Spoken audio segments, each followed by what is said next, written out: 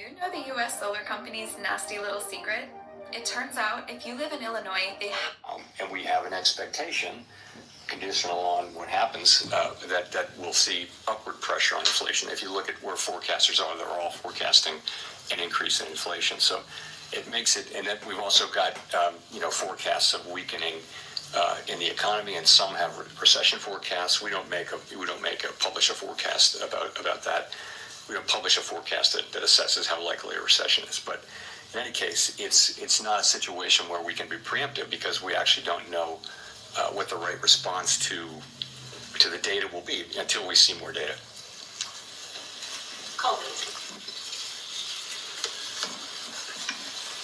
Colby Smith with the New York Times. How much weakness does the committee need to see, though, in the labor market and the economy more broadly to lower interest rates again? Is it about a certain increase in the unemployment rate over a period of time, or perhaps a certain number of negative monthly job reports? I mean, how are you making that assessment?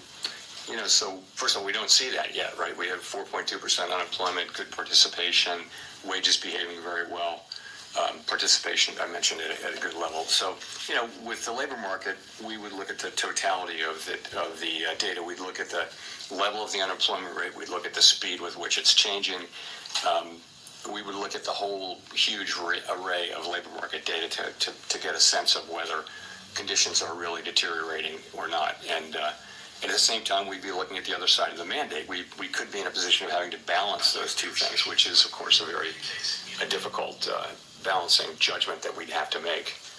On that point about balancing, I mean, you've mentioned that the committee would consider how far the economy is from each goal and the time it would take to kind of get back to that point. But what does that mean in practice? I mean, how much of that assessment will be rooted in a forecast versus data dependence? It would be a combination of the two. I mean, let's just say this would be a complicated and challenging judgment that we would have to make. Yeah, we're not in this situation, but the situation is if the two goals are in tension. So let's say that unemployment is moving up in an uncomfortable way, and so is inflation. Not the situation we're in, hypothetically, but we would look at how far they are from the goals, how far they're expected to be from the goals, what's the expected time to get back to their goals. We'd look at all those things and make a difficult judgment, and that's in our framework. It's always been in our thinking. We haven't faced that question in a very long time. So again, difficult judgment to make, and not one that we face today. We may never face it, but mentioned that we have to be keeping it in our thinking now. Edward.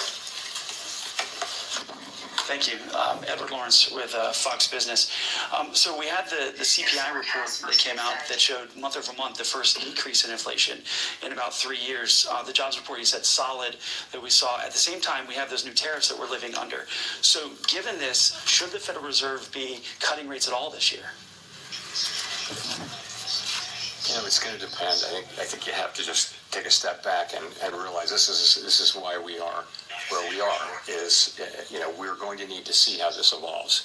There are cases in which it would be appropriate for us to cut rates this year. There are cases in which it wouldn't, and we just don't know until we know more about how this is going to settle out and what the economic implications are for employment, for inflation. I couldn't confidently say that I know what the appropriate path will be. So following on that, so then how does President Trump calling on you personally, as well as the Federal Reserve, to make rate cuts affect your decision today and affect your job difficulty?